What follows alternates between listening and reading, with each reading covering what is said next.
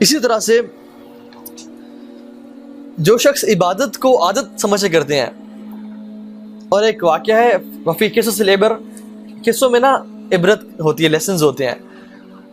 ایک امام نے نماز پڑھائی اور نماز میں 3 رکعتیں پڑھا کے عصر کی نماز سے سلام پھیر دیا.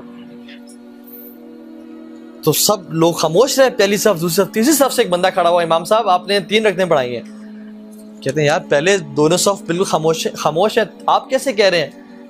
کہتے ہیں امام صاحب میری 4 دکانیں ہیں، میں روزانہ عصر کی نماز میں ہر دکان کا حساب کرتا ہوں. آج پریشانی ہے کہ میری ایک دکان کا حساب رہ گیا، میری دکان ہی چھوٹ گئی. آپ نے کیا کیا؟ آج میری دکان رہ گئی ہے. اس بندے کو نماز میں بھی ٹینشن کیا کہ میری ایک دکان کا حساب رہ گیا. اس طرح سے مجھے پتا چلا. اور سبحان اللہ ہماری نمازیں دیکھیں انفارچونیٹلی کیسی ہیں کہ اگر امام بھول جائے تو ہم کہتے ہیں ہم کہاں تھے. نماز کے شروع میں ہم نماز میں ہوتے ہیں اور سلام پھرتے وقت نماز میں ہوتے ہیں، بیچ میں ہماری روح اور ہماری سوچیں کہاں کہاں ہوتی ہیں واللہ تعالی اعلم. کہاں کہاں گھوم پھر کے، کبھی آفس ہوتی ہے، کبھی جاب، کبھی یونیورسٹی، کبھی گیمز میں ہوتی ہے، کبھی سکورز میں ہوتی ہے، کبھی پب جی میں ہوتی ہے، کبھی فورٹ نائٹ میں ہوتی ہے، کبھی یوٹیوب میں ہوتی ہے، کبھی کہاں ہوتی ہے. یہ وہ عبادت ہے جو عادت سمجھ کی جاتی ہے کہ انسان ٹکرے تو مارتا ہے لیکن اس کو مزہ نہیں آتا، اس کی لذت محسوس نہیں ہوتی. اشفاق احمد نے بڑا پیارا کوٹ کا، میں نے کچھ دن پوسٹ بھی کیا تھا فیس بک پہ، کہ اگر آپ کو عبادت میں سکون، نماز سے سکون نہیں مل رہا نا، تو سکون سے نماز پڑھنا شروع کر دیں، آپ کو نماز میں سکون ملنا شروع ہو جائے گا. اور عبادت، بلکہ سبحان اللہ سفیان بن عیینہ کہتے ہیں کہ جو شخص عبادت کی عزت نہیں کرتا وہ عبادت کا حق ادا نہیں کرتا. وَمِن تَوْقِيرِ الصَّلَاةِ أَن تَأْتِيَهَا قَبْلَ الْإِقَامَةِ، اور نماز کی عزت کیا ہے کہ اقامت سے پہلے مسجد میں پہنچا جائے. یہ لٹمس ٹیسٹ ہے کہ کیا ہم نماز کی عزت کرتے ہیں، کیا ہم نماز کا حق ادا کرتے ہیں. اگر میں حق ادا کرتا ہوں تو میرے لیے ٹیسٹ کیا کہ میں اقامت سے پہلے مسجد میں آتا ہوں یا نہیں آتا، یا آخری صف میں یا آخری رکعت میں مل رہا ہوتا ہوں. وَمِن تَوْقِيرِ الصَّلَاةِ أَن تَأْتِيَهَا قَبْلَ الْإِقَامَةِ، نماز کی عزت کیا ہے، اس کی تکریم کیا ہے کہ اقامت سے پہلے نماز مسجد میں پہنچا جائے. ایک صحابی رضی اللہ تعالی عنہ اپنے بیٹے سے کہتے ہیں کہ آپ نے فرض نماز ہمارے ساتھ پڑھی؟ تو انہوں نے کہا جی. تو کہتے ہیں ادرکتا تکبیرۃ الاولیٰ، کیا آپ نے تکبیر اولیٰ پائی ہمارے ساتھ؟ تو انہوں نے کہا نہیں پڑھ سکا میں. تو صحابی کیا کہتے ہیں، ان کی فہم کیا ہے قرآن و حدیث کا؟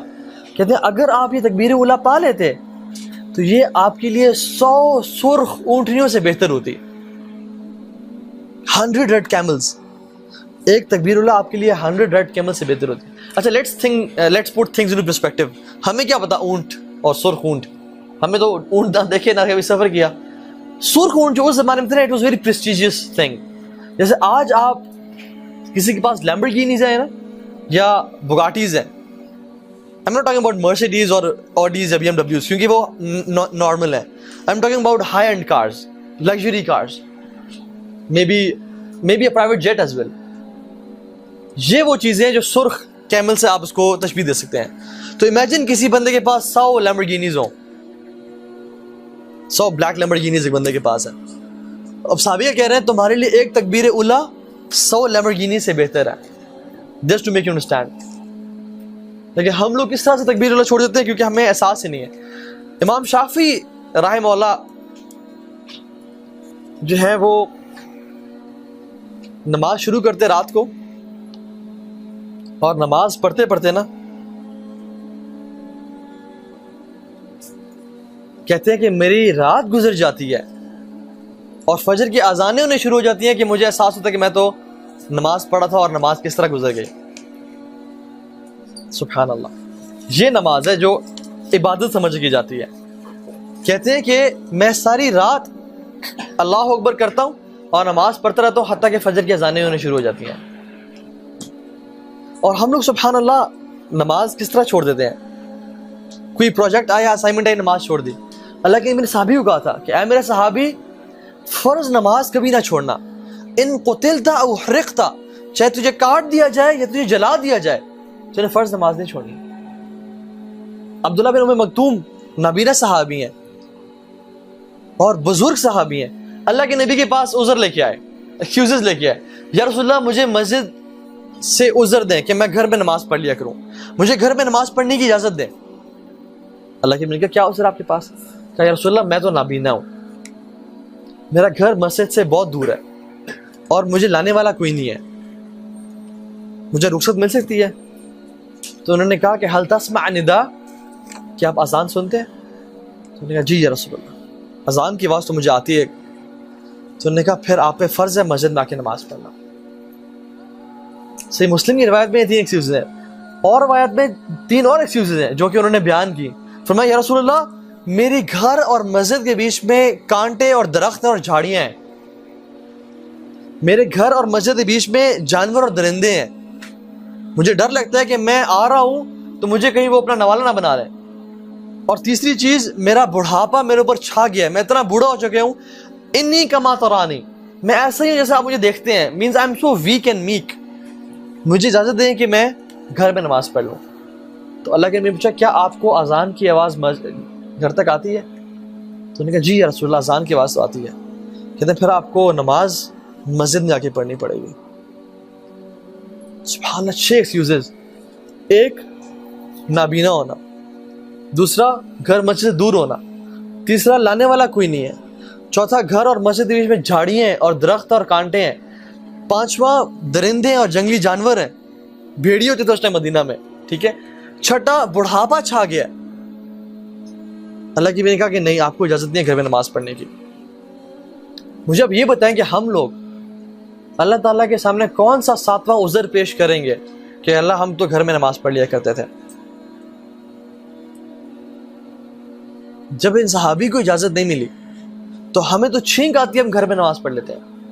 ہم تو واٹس ایپ پہ میسیجز دیکھ رہے ہوتے ہیں تو ہماری گھر میں نماز ہو جاتی ہے. ہم تو رینڈم ویڈیوز دیکھ رہے ہوتے ہیں اور دیکھتے ہیں کہ وہ نماز ٹائم تو گیا, چلو اب گھر میں پڑھ لوں گا. اللہ اکبر, ہم کہاں کھڑے ہوئے؟ یہ صحابی کو اجازت نہیں ملی, نماز ان کے لیے حکم ہوا کہ گھر میں آ کے پڑھنی ہے آپ نے, اور ہمارا کیا حال ہے. سبحان اللہ, this is how important this matter is. اسی طرح سے اللہ کی نے فرمایا صلو کما رأیتمونی اصلی, نماز اس طرح پڑھو جس طرح مجھے پڑھتے ہوئے دیکھتے ہو. آپ کو پتہ ہے شیخ البانی کی وہ ایک حدیث لائے ہیں سلسلۃ الاحادیث الصحیحہ میں, اور صحیح اوتھینٹک حدیث ہے. اس کو نا انسان دیکھ کے نا پڑھ کے نا تڑپ جاتا ہے.